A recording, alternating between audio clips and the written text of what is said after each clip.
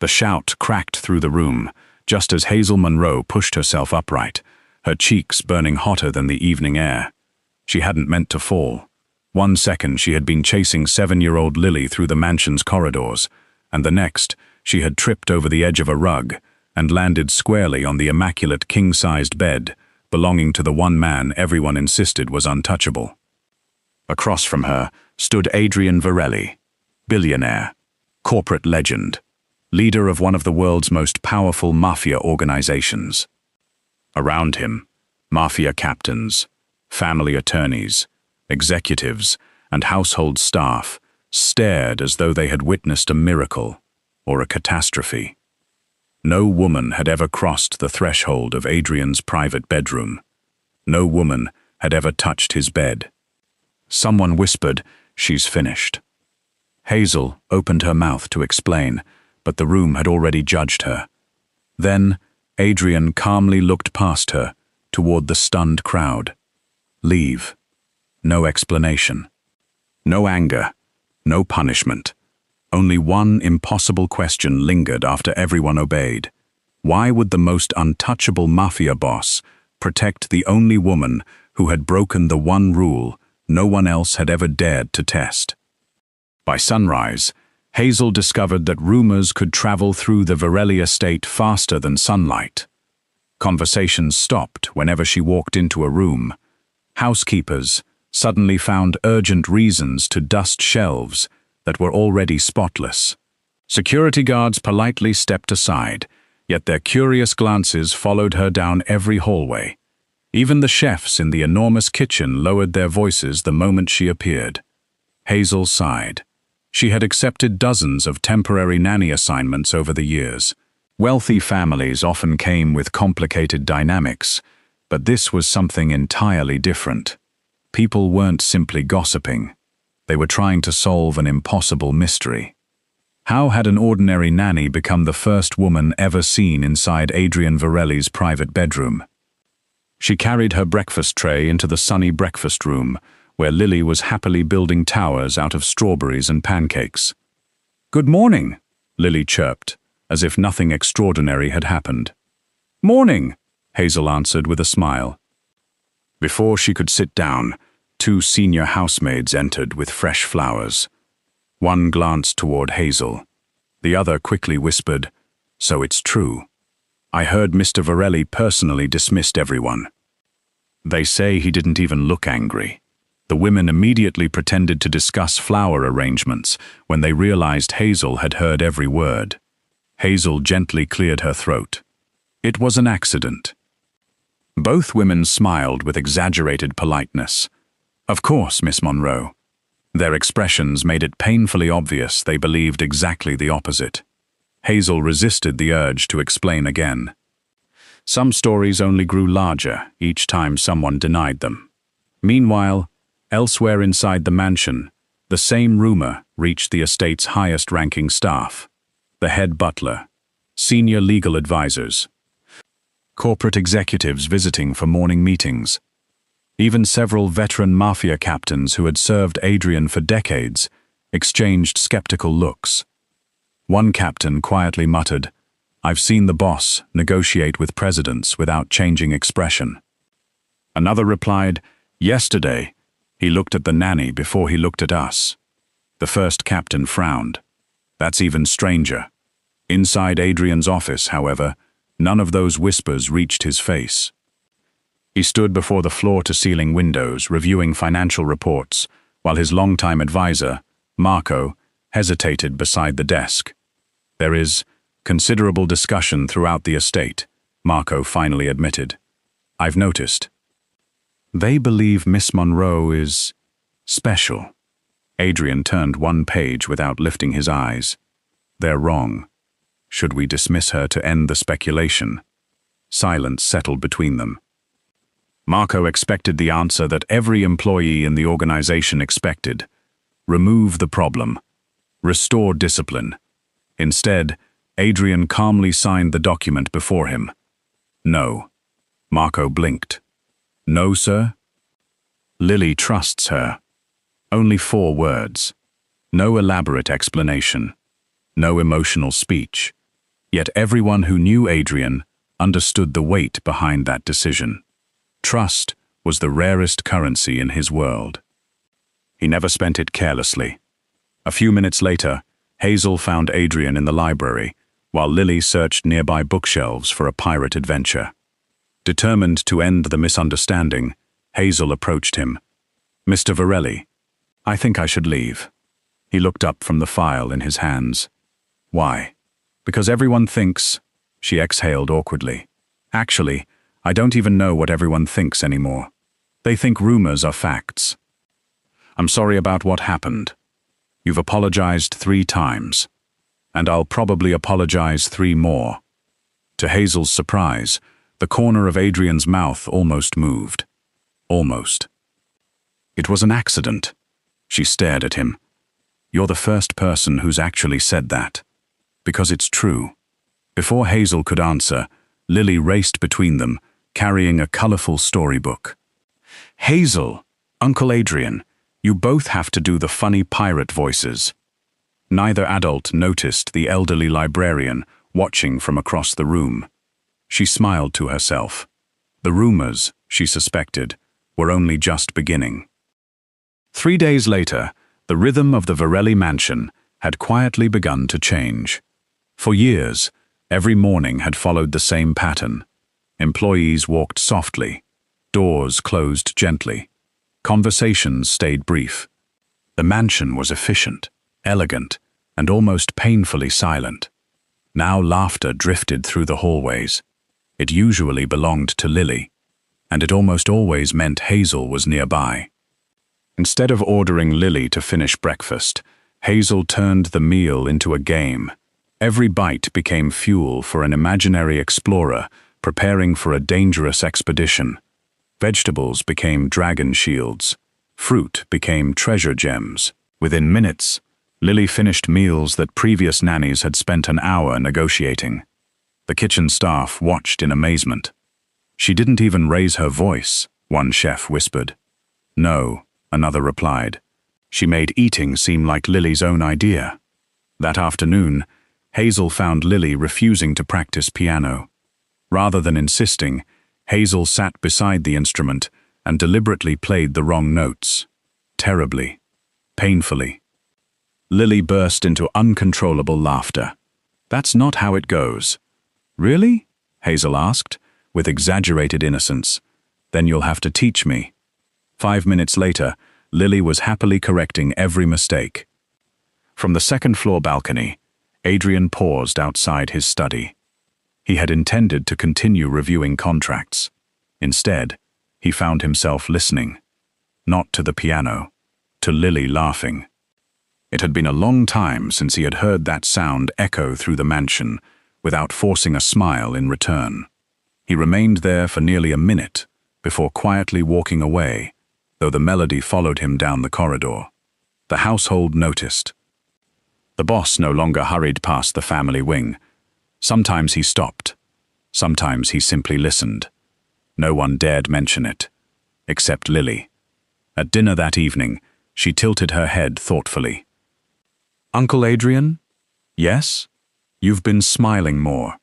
Several servants nearly dropped the serving dishes. Adrian calmly cut another piece of steak. "Have I?" "Mm-hmm." Lily nodded with complete confidence, not a big smile. She pinched her fingers barely an inch apart. A tiny one. Hazel hid a laugh behind her water glass. "I think Lily has quite the imagination." "No," Lily declared. "I have evidence." "Oh?" Hazel asked. "You stayed to hear me practice piano yesterday." Adrian looked surprisingly caught. "I was passing by." "For 63 seconds." Hazel blinked. "You counted?" "I count everything." Neither adult had an answer to that. The staff exchanged subtle glances.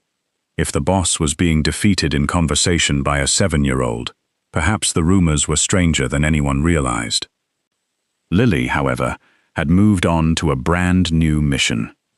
She had decided, with absolute certainty, that Hazel and Adrian belonged together. Unfortunately for everyone involved, she possessed the planning skills of a tiny general and the patience of absolutely no one.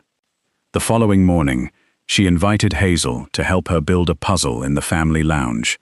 Then she marched into Adrian's office. "Uncle, I need your help." "With what?" "It's very serious." Within seconds, Adrian followed her, only to discover Hazel already sitting on the carpet surrounded by hundreds of puzzle pieces.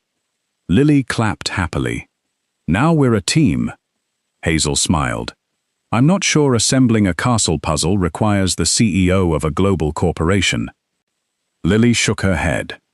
"It needs 3 people. It clearly has only 200 pieces." "Exactly." Adrian recognized the trap immediately. Hazel did not. He silently accepted defeat and sat opposite her. For 20 minutes, the 3 of them searched for tiny blue pieces that all looked exactly alike. Whenever Adrian reached toward the center of the puzzle, Hazel instinctively reached for the same piece. Their hands brushed. Both immediately pulled back. "Sorry," Hazel said. "My mistake," Adrian replied. Lily looked from one adult to the other with exaggerated disappointment. "That was your chance." "Our chance for what?" Hazel asked. "To hold hands." Hazel nearly dropped an entire section of the puzzle. "Lily!" "What?" the little girl asked innocently. "That's what happens in movies." Adrian cleared his throat with unusual determination. "We are building a castle." "Not a romance," Lily shrugged. "You can build both." Even Adrian couldn't respond to that. Later that evening, the security team replayed hallway footage while investigating an unrelated delivery. One guard accidentally noticed Adrian carrying the completed puzzle to Lily's bedroom himself instead of asking a servant. The guard frowned. "When did the boss start doing things like that?" His partner answered without looking up. "About the same time the nanny arrived." Neither realized that the greatest transformation inside the Varelli mansion had nothing to do with gossip anymore. It was happening quietly. One laugh, one shared meal, one awkward conversation at a time. By the end of the first week, everyone inside the Varelli estate had noticed something unusual. Adrian Varelli had started asking questions, not about mergers, not about security, not about Mafia business, about Lily. More specifically, about Hazel's opinion of Lily. The first time, no one thought much of it. Adrian stopped Hazel in the hallway after breakfast. "Miss Monroe." She turned. "Yes, Mr. Varelli?" "Lily has recently begun reading before bed instead of asking for cartoons. She discovered she likes adventure stories." He nodded thoughtfully. "Would that habit be beneficial?" Hazel smiled. "It certainly won't hurt." "Good." He walked away. The entire conversation lasted less than 20 seconds. Yet 3 members of the household staff watched it from different corners of the corridor. One whispered, "The boss owns publishing companies." Another replied, "He's asking the nanny whether books are good for children." The third simply muttered, "We've entered a strange timeline." 2 days later, Adrian appeared in the kitchen while Hazel helped Lily decorate homemade cookies. The executive chef nearly dropped an expensive mixing bowl. The boss never visited the kitchen. Ever. Adrian looked at Hazel. "I have a question." Hazel wiped flour from her hands. "Of course. Lily says children concentrate better after baking. They often do.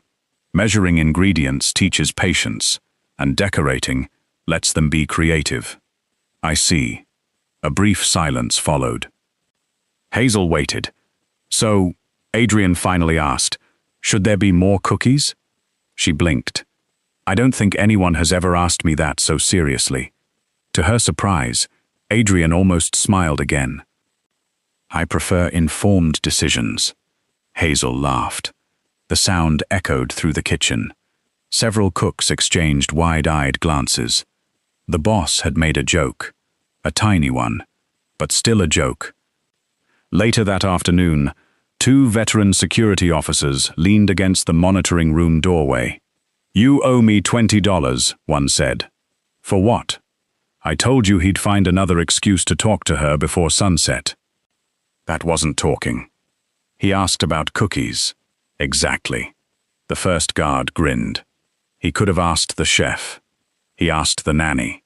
Word spread quickly.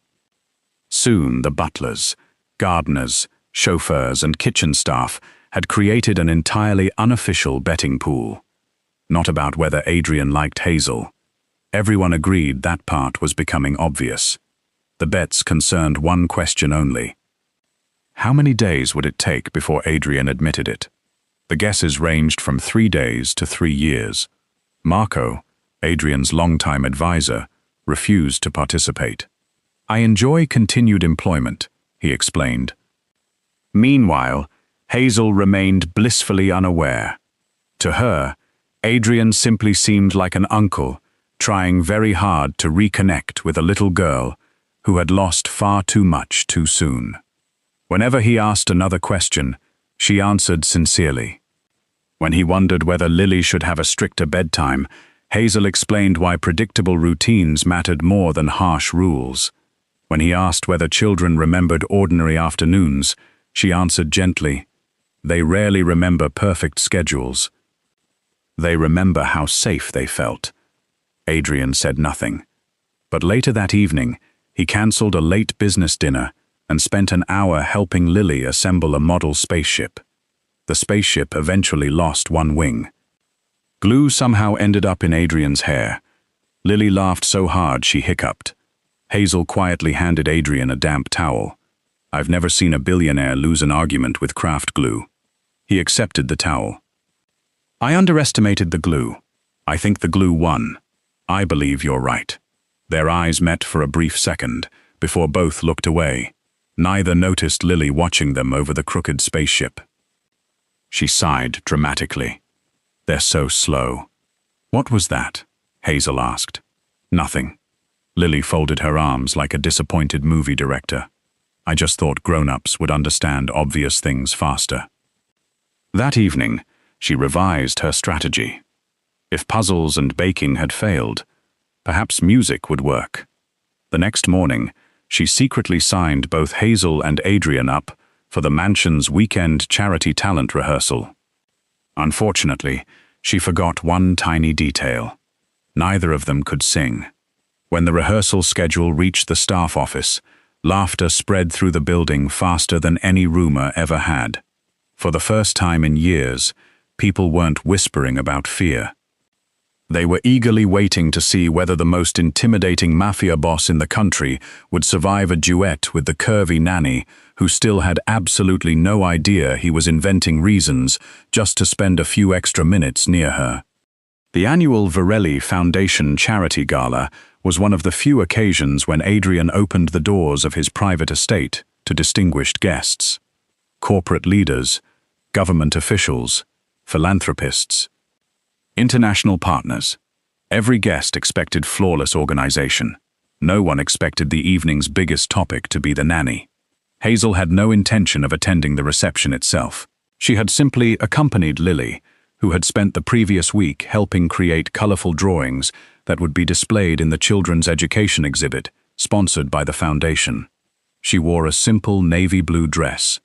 Elegant, comfortable, entirely appropriate for a professional caregiver.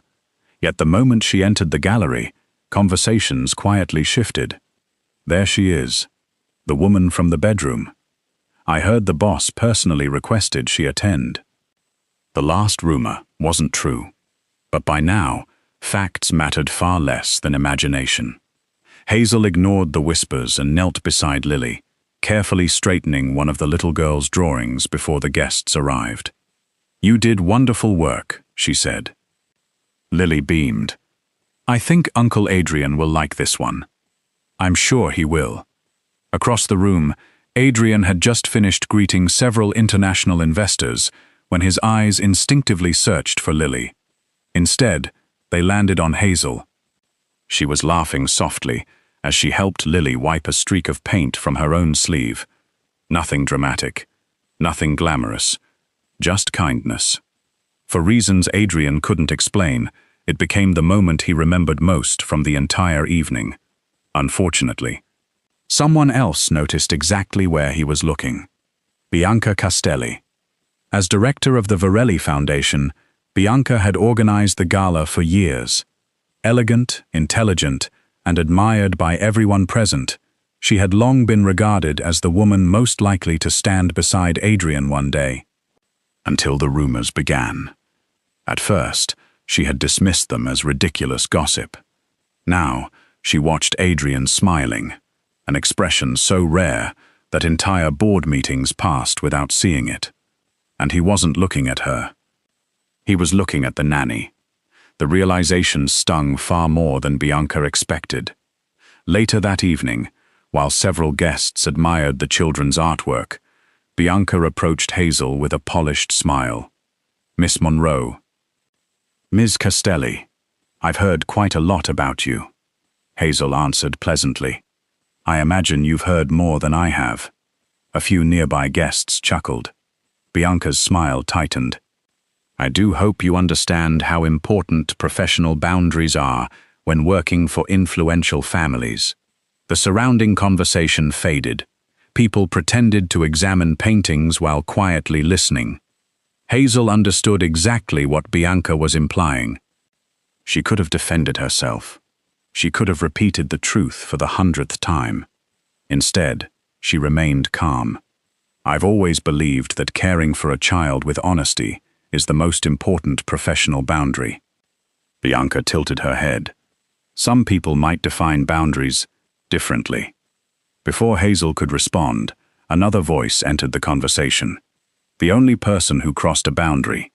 The room turned. Adrian had walked over without anyone noticing. His expression remained perfectly composed. "Was my niece." Silence settled over the gallery. Bianca frowned. Adrian continued evenly. "Lily locked Miss Monroe inside my bedroom while playing hide-and-seek." Several executives exchanged startled glances. Hazel looked at Adrian in surprise. He had never publicly addressed the incident before. "It was an accident," he said simply. "Nothing more. No raised voice. No dramatic speech. Just a quiet statement from a man whose words carried enough authority to end arguments before they began." No one spoke. Because no one could. Bianca's confidence faltered for the first time all evening. She realized too late that Adrian had not merely defended Hazel. He had chosen to protect her reputation in front of every influential guest in the room. Hazel met Adrian's eyes for a brief moment. "Thank you," she said softly. He gave a slight nod. "You shouldn't have needed defending." Those 6 words lingered long after the music resumed. Around the ballroom, the whispers returned. Only this time, they sounded very different. People were no longer asking whether the mysterious nanny had broken the Mafia boss's strictest rule. They were beginning to wonder why Adrian Varelli cared so deeply about making sure no one believed she ever had. The charity gala ended, but the conversations it sparked refused to. For the first time since Hazel had arrived at the Varelli estate, the rumors had split into 2 camps. One group accepted Adrian's explanation immediately. The other insisted the Mafia boss had simply invented a story to protect the woman he secretly cared about. Ironically, the truth sounded less believable than the gossip. Hazel decided there was little she could do. Children needed consistency. Adults, she was learning, often preferred entertaining stories to ordinary facts. The following afternoon, Lily organized what she proudly called an official thank you tea party for everyone who had helped with the charity event. The guests included housekeepers, gardeners, chefs, security officers, office assistants, Marco, Bianca, Adrian, and of course, Hazel. The dining room buzzed with relaxed conversation. For once, business reports and security briefings had been replaced by homemade cookies and children's lemonade. Hazel watched Lily proudly carry a tray from one guest to another. "You've become quite the hostess," Hazel said. "I learned from you." The answer warmed Hazel's heart. Then Lily stopped beside Bianca. "I have something important to tell everyone." The room gradually fell silent. Bianca smiled politely. "What is it, Lily?" The little girl took a deep breath, completely unaware that half the room still remembered the bedroom scandal. "I need to apologize." Several adults exchanged puzzled looks. Hazel looked up from her teacup. "Lily? I was the one who locked Hazel in Uncle Adrian's bedroom." The sentence landed like a stone in still water. No one spoke. Lily continued with the complete honesty only a 7-year-old could possess. "We were playing hide and seek. I wanted the best hiding place. So I pushed Hazel inside, closed the door, and held the handle." Hazel couldn't help smiling despite herself. "You certainly forgot to mention that part." "I know." Lily lowered her head. "I thought it was funny. It wasn't." The room remained perfectly still. I let go when I heard Uncle Adrian coming. Hazel slipped because she was trying to catch me. And then she fell on the bed. She looked around innocently. It was all my fault. One by one, every person present replayed that evening in their mind. The panicked shouting, the impossible assumptions, the whispered accusations, the endless speculation. All because a mischievous little girl had decided to win a game of hide and seek. Bianca slowly set down her teacup. For the first time since meeting Hazel, she found herself unable to meet the nanny's eyes. Every implication she had made, every carefully chosen remark, every public suggestion about professional boundaries, collapsed in a matter of seconds. Not because Adrian had defended Hazel, because Lily had unknowingly destroyed every false narrative with one simple confession. Hazel walked over and knelt beside the little girl. "You made a mistake." Lily nodded tearfully. "I'm sorry." "And what do we do after making mistakes? We tell the truth. And we try to make things right." Hazel smiled. "Exactly." She hugged Lily gently. "There isn't a child in the world who has never made a mistake." Watching them, Adrian realized something unexpected. Hazel's first instinct had never been to protect herself. It had been to protect Lily from unnecessary guilt. That single moment revealed more about her character than weeks of observation ever could. He slowly stood. Every conversation stopped. People instinctively looked toward him. When Adrian Varelli spoke in public, everyone listened. He turned toward Hazel. "Miss Monroe." She rose to her feet. "Yes, Mr. Varelli?" For a brief moment, the most powerful man in the room seemed to choose each word with unusual care. "I owe you an apology." Surprise spread through the room. Adrian continued calmly. "I knew the truth from the beginning. I also believed the rumors would eventually disappear on their own." He paused. "I was wrong." The silence grew even heavier, because I remained silent. "You carried the burden of assumptions that should never have been yours." Hazel blinked, genuinely caught off guard. "You never asked for any of it. I should have ended the speculation sooner." No one present had ever witnessed Adrian apologize publicly, not to an executive, not to a politician, not even to longtime associates. Yet here he stood, apologizing to a nanny with complete sincerity. Hazel smiled softly. "I accepted this job to help Lily feel safe. I never expected protecting my own reputation would become part of it. I'm just glad the truth finally caught up." Adrian held her gaze. "So am I." It wasn't a dramatic declaration. It didn't need to be. The respect in his eyes was unmistakable. Around the room, people noticed something that had nothing to do with rumors anymore. The Mafia boss no longer looked at Hazel as someone he had merely defended. He looked at her as someone whose integrity he deeply admired. And admiration, everyone quietly realized, was often where love began. 2 weeks passed far faster than anyone expected. The emergency surgery had gone well. Lily's mother was recovering steadily, and Hazel's temporary contract had quietly reached its final morning. She folded the last of her clothes into a modest suitcase while the early sunlight streamed through the guest room window. There was no drama, no grand speech, just the familiar routine of a professional who had always understood one simple truth. Children eventually grew, families healed, and nannies moved on. Hazel looked around the room one final time before gently closing her suitcase. A soft knock interrupted her thoughts. "Come in." The door opened just enough for Lily to peek inside. "You packed already?" Hazel smiled. "I did." The little girl's face immediately fell. "So, you're really leaving?" Hazel knelt until they were at eye level. "We always knew this was temporary." "I don't like temporary." "I know." Lily wrapped both arms around Hazel without another word. Hazel hugged her tightly, wishing she could somehow make goodbyes easier for children. Unfortunately, no one had ever discovered that secret. The household gathered in the entrance hall before lunch. Housekeepers hugged Hazel. The chefs packed enough homemade pastries to feed an entire neighborhood. The gardeners handed her a small pot of white lilies because Lily insisted they were now the official flower of friendship.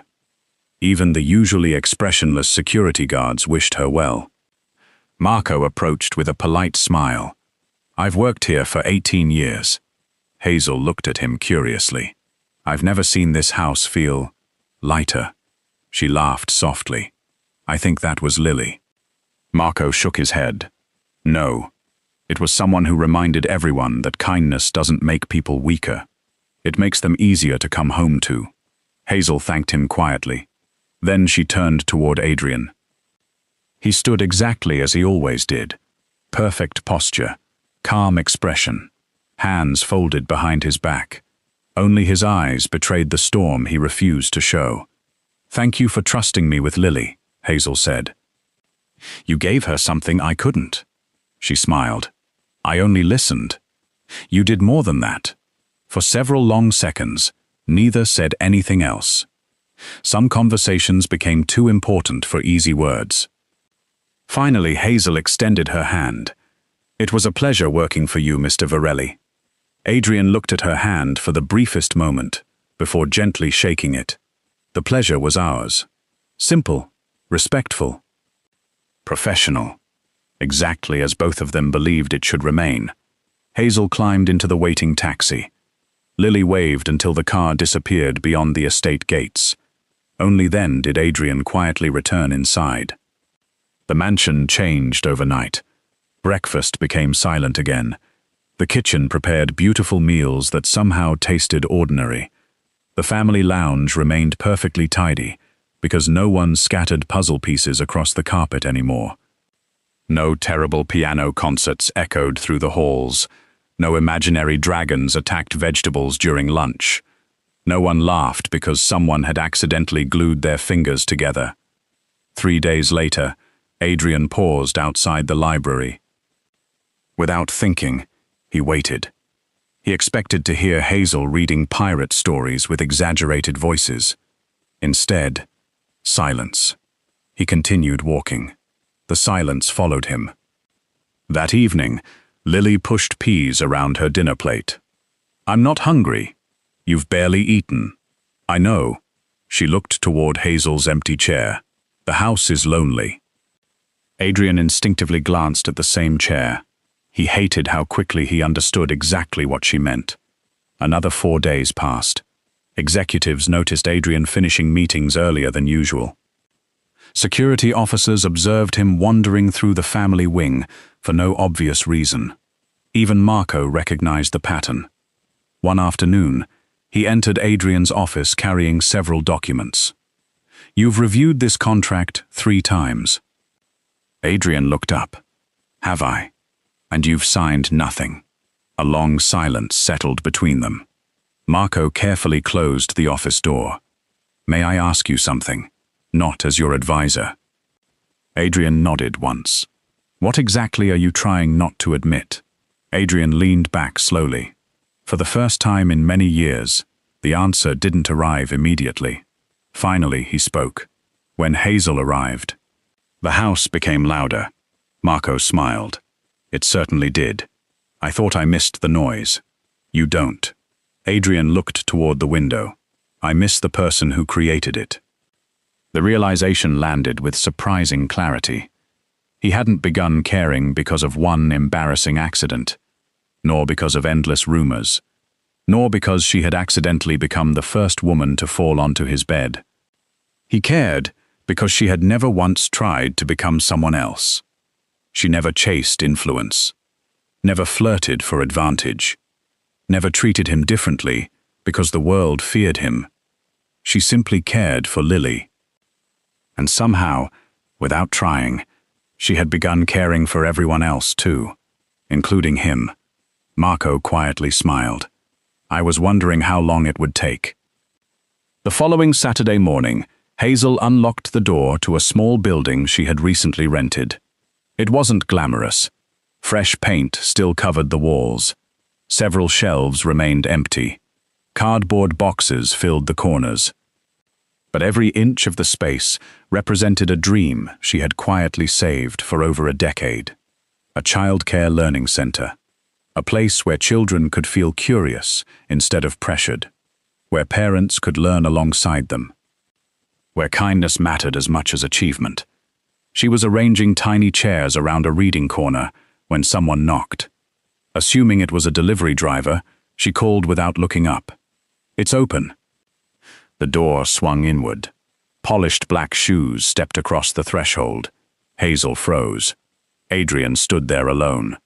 No security team. No assistants. No chauffeurs waiting behind him. Just Adrian. What are you doing here? She asked, unable to hide her surprise. I wanted to see something. She glanced around the unfinished room. It isn't much yet. I disagree. He slowly walked through the space, stopping beside a low bookshelf, waiting to be filled. I think this may become someone's favorite place. Hazel smiled. I hope so. A quiet silence settled between them. Comfortable. Unforced. Finally, Adrian faced her. When your contract ended, I told myself Lily was the one who would miss you. Hazel listened without interrupting. I was wrong.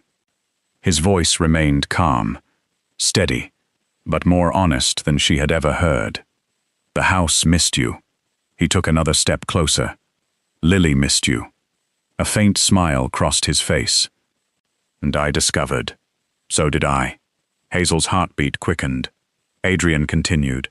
Somewhere between protecting your reputation and watching you care for my family, I began imagining a future. He paused. A future that included you. Hazel searched his face.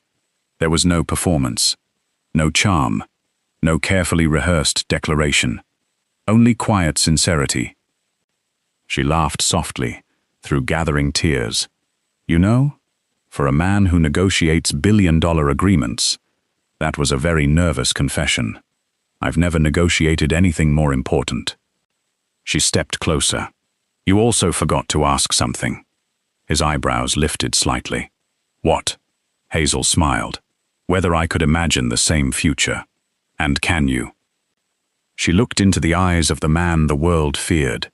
The man who had never tried to impress her, only to respect her. I already have. For the first time, Adrian Varelli stopped hiding his smile. It wasn't small. It wasn't restrained. It was warm, completely genuine. Hazel reached for his hand. This time, neither of them pulled away. 6 months later, the Monroe Learning Center officially opened its doors.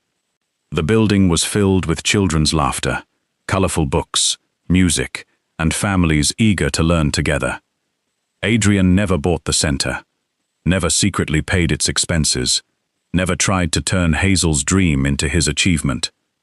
Instead, the Varelli Foundation became its largest public partner, openly sponsoring scholarships for children whose families needed help. Whenever reporters praised Adrian's generosity, he redirected every compliment toward Hazel's work. During the grand opening, one journalist grinned knowingly. So, Mr. Varelli, did your love story really begin the day Miss Monroe fell onto your bed? The crowd laughed. Hazel covered her face with embarrassed amusement. Adrian looked at her before answering. Then he smiled. No. It began the moment she stood back up, without trying to become someone she wasn't. Hazel laughed through happy tears. Months earlier, one ridiculous accident had convinced an entire estate that her reputation was ruined forever. Instead, it became the first step toward finding a family she had never expected, a love she had never pursued, and the happiest chapter of her life.